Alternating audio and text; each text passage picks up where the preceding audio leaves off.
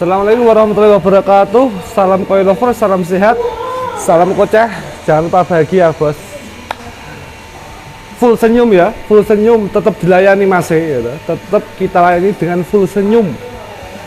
Maaf ada suara mungkin masuk apa enggak, itu suara sanyo, suara pompa ya.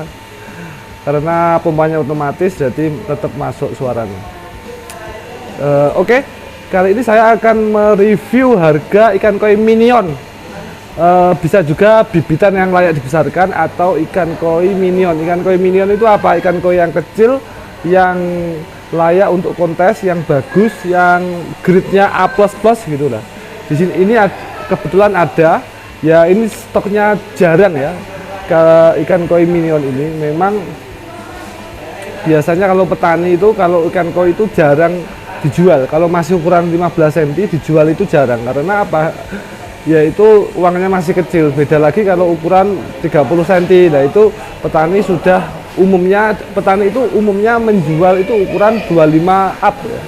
Kalau 20 cm itu jarang ya. Ini kita ada bibitan layak dibesarkan ukuran 15 cm lah ya. Grade-nya ya tentunya ada grade ABC ya, namanya ikan koi. Tapi ini yang akan kita review yang kualitas kece abis. Seperti apa, terus harganya berapa, jangan kemana-mana, nanti langsung aja ikut ya, ikut OTW, yuk cuset. Oke kawan, koi lover salam koceh. Tadi ya kita mau menjelaskan harga ikan koi grade A, B sampai Z. Jadi ini kebetulan satu kolam akan saya grade sesuai stoknya banyak sebenarnya, 500 ekor. Ini ya stoknya, ini coba di akuarium ini. Nah, ini buahnya ini ada 170-an lebih lah. Terus yang sudah di video ini semuanya ini, tapi ini ada sudah saya sendirikan beberapa yang akan saya bahas. Bagaimana sih ikan koi ku menilai grade A nya? Tentunya ada pakemnya, ada apa itu, ada pakemnya ya, istilahnya ada aturannya. Ini yang pertama, yang ini kalau ini masuknya ya, coba di sini pasti ini masuknya grade A ya. Ukurannya mulai 25-an lah ya. Terus yang saya bahas di sini aja mas, ini aja. Yang pertama ini kualitas grade A+ ya. Bisa dikatakan kalau saya ini super ya. Kenapa? Karena ini memang sudah sesuai pakemnya. Pakemnya bagaimana? Jadi sekali lagi setiap farm itu, setiap orang lah ya, bukan farm aja. Karakter ini ibarat nganu rek. Kalau saya menilai itu meskipun ada pakemnya. Bentar, ada yang loncat guys. Set. Ya. Ini kebetulan ada yang loncat, itu saya masukkan juga. Ini ya.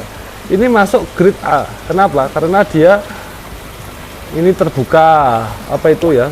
Bukan kunci ini, ada depannya terbuka. Terus di belakang juga ada odo ya.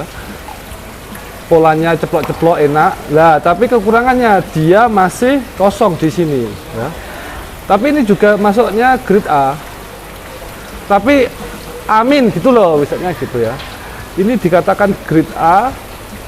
Tapi kalau dibanding ini bisa dikatakan grade B. Ini lebih lengkap lagi. Kalau yang ini ya, yang saya pegang ini grade A-nya lebih bagus. Kenapa? Polanya genap depan sampai belakang. Sama-sama bagus, tapi jika dibandingkan dengan yang ini tentunya bagus ini kan, dia polanya lebih lengkap. Kalau yang ini ya bagus, masuk, tapi karena ini kosong ya kurang. Bukan berarti ini jelek, ya tinggal bandingannya, tinggal apa ya, mana yang dijejeri, tinggal bandingan atau gandengnya. Istilahnya kalau di show itu ikannya bagus, tapi kalau lihat gandengnya, lihat musuhnya, itu ya ada bandingannya juga ya. Ikan seperti ini harganya, kalau yang ini 200.000 ya, kalau yang ini 350 ori ya. Ini kualitas HQ istilahnya ya. Warnanya cerah, halus, suminya apa itu nggak nyasi istilahnya ya. Istilahnya nggak nyasi. Warna itu kalau yang bagus itu harus merahnya tegas, merah dan putihnya itu tegas gitu ya, seperti ini ya. Kualitas seperti ini A+ HQ ya, seperti ini ya. Kohaku, Sankei, ini semuanya. Jadi kembali lagi kepada orangnya. Ada istilahnya gini, kalau kita bikin rumah, ada orang yang oh rumah seperti ini saya sudah puas, ini rumah saya bagus. Ada orang yang oh rumah saya ini kurang bagus. Nah ini nggak ada. Tentunya setiap orang mempunyai mempunyai seni sendiri-sendiri. Meskipun ada pakemnya, rumah itu harus pakai genteng gitu, misalnya gitu ya. Rumah yang bagus harus catnya cerah gitu, atau yang bagus harus catnya pintunya putih gitu. Tapi kalau setiap orang beda, ada yang harus catnya cerah, ada yang catnya gelap lah, itu kan menjadi setiap orang mempunyai karakter sendiri-sendiri, nilai kepuasan. Nah ini saya pilih ikan ini adalah grade-nya A+. Memang ini kualitas yang menurut saya ini paling super ya dibandingkan teman-temannya ya. Ini Sankei ya, hitamnya juga bagus, nyeplok-nyeplok, hitamnya ketol ya istilahnya. Gini. Harga mulai 300 ribuan, 350 seperti ini ya. Terus mana lagi? Ya, terus lanjut lagi yang grade di bawahnya. Ini Mas. Nah, ini grade di bawahnya ini harganya 150, 200 ya, ukuran 25 sentian ya. 25, 28 lah ya. Beda-beda tipis. Sebenarnya ini masih masuk kategori grade Padang ya. Kenapa dikatakan Padang? Dia ya di depannya ada bukaan nih, nggak ada yang mudung. Insannya juga semuanya terbuka ya. Terus putihnya semuanya bersih nih ya, nggak ada yang agak kuning gitu, nggak ada. Ini putih bersih semua. Tapi secara pola masih kalah dengan yang tadi. Tapi ini juga bagus. Nah ini juga bisa menjadi grade A jika dibandingkan kelas di bawahnya. Tinggal dia lahir itu di lingkungan apa, dia berada di lingkungan yang bagaimana ya, gitu Pak. Ini menjadi grade A juga ketika dibandingkan dengan yang di bawahnya, yang sebelah sana. Yuk jalan lagi.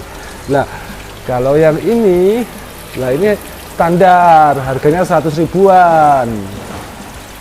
Grade-nya di bawahnya lagi.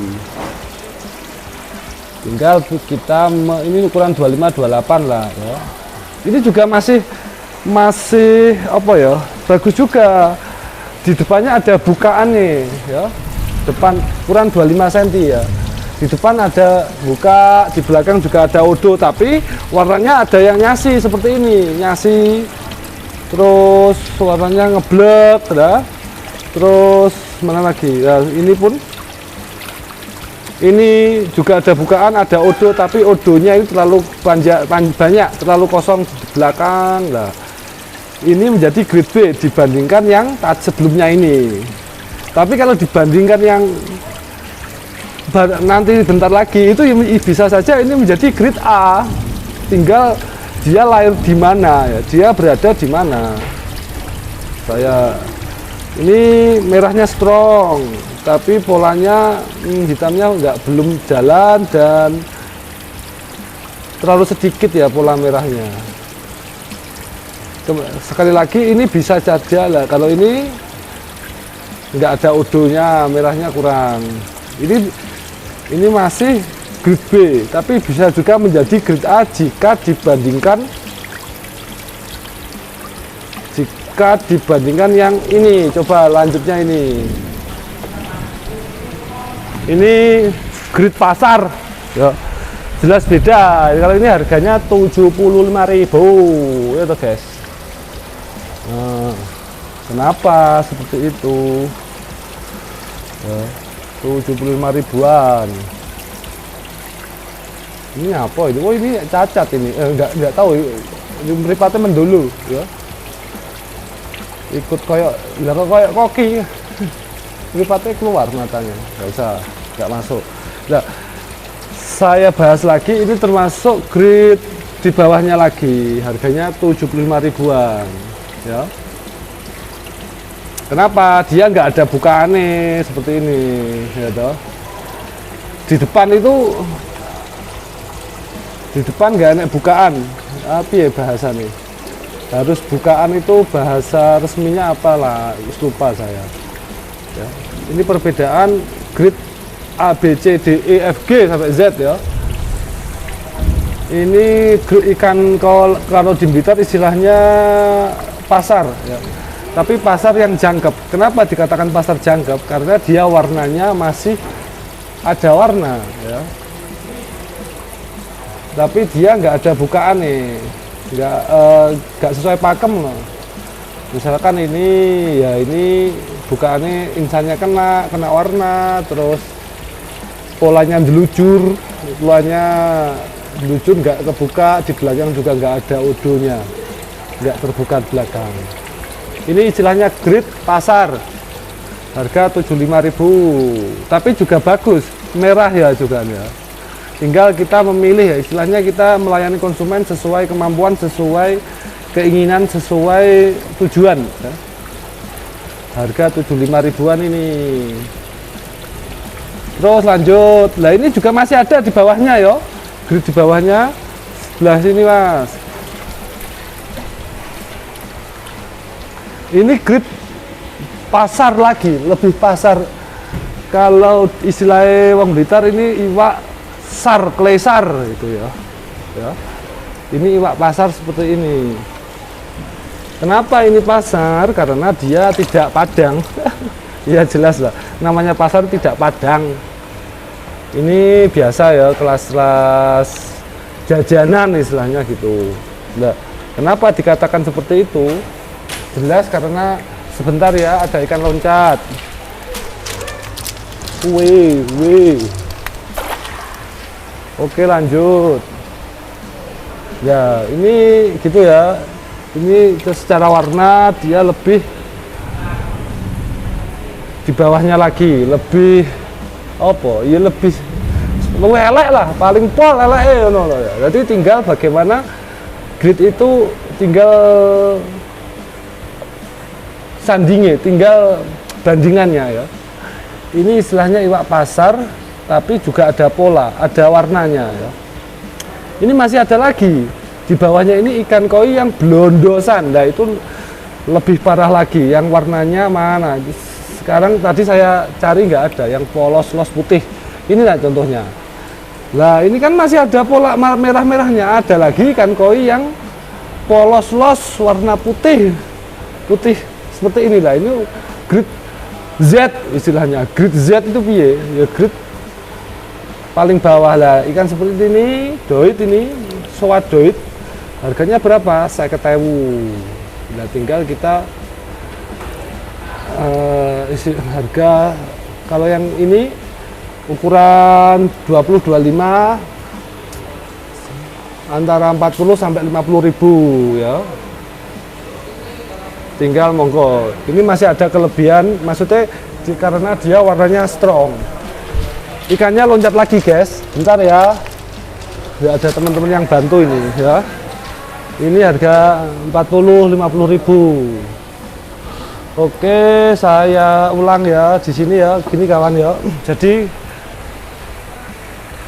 kurang paham saya, nggak tahu nanti penjelasan saya lebih jelas atau tidak. Saya memang untuk penjelasan seperti itu butuh belajar untuk komunikasi.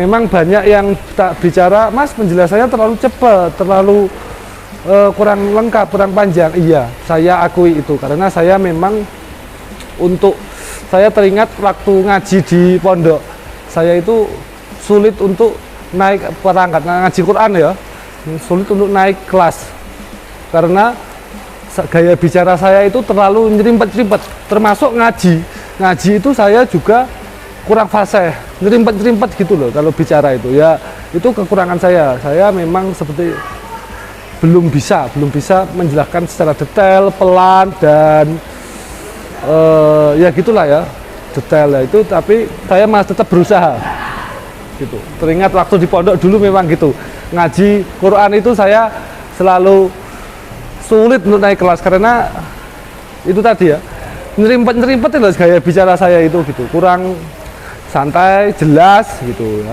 memang seperti itu, saya akui itu. Kembali lagi saya akan mereview tadi ya, grade-nya itu A sampai Z. Tingkatan ikan koi itu jika dibandingkan dengan saudara yang ada bisa menjadi grade A, bisa menjadi grade B, tergantung dia berada di mana ya, dia lingkungannya seperti apa, warnanya yang saingannya seperti apa.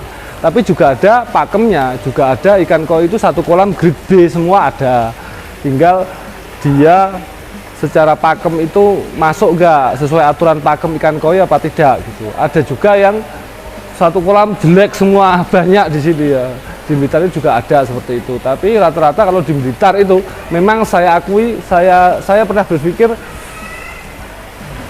seperti ini ya, ikan seperti ini itu bukannya setahu saya ya, kalau tidak di Blitar itu memang sulit ditemukan ya. Kenapa? Memang visi misinya orang Blitar itu beda ternyata ya. Jadi orang Blitar itu tidak petani Blitar ya. Saya itu pernah berpikir petani Blitar itu kenapa sih unggul? Kenapa?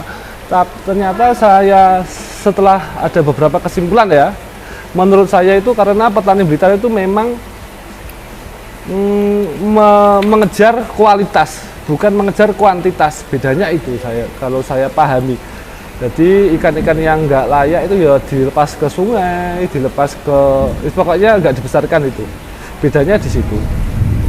Jadi dia mengejar kualitas ya. Bukan berarti di Blitar itu nggak ada yang jelek, ada, tapi kebanyakan koi Blitar itu bagus karena memang dari kecil lebih lebih selektif lah petaninya gitu. Ini ya contohnya, ini ikan koi Blitar itu memang sulit ya mencetak ikan-ikan seperti ini ya, bukan hanya sekedar koi.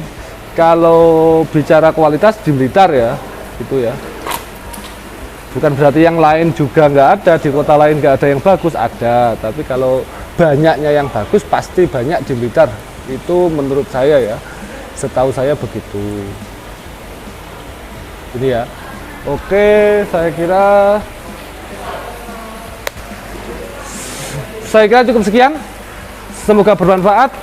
Jangan lupa bahagia. Salam koi lover, salam koceh. Assalamualaikum warahmatullahi wabarakatuh.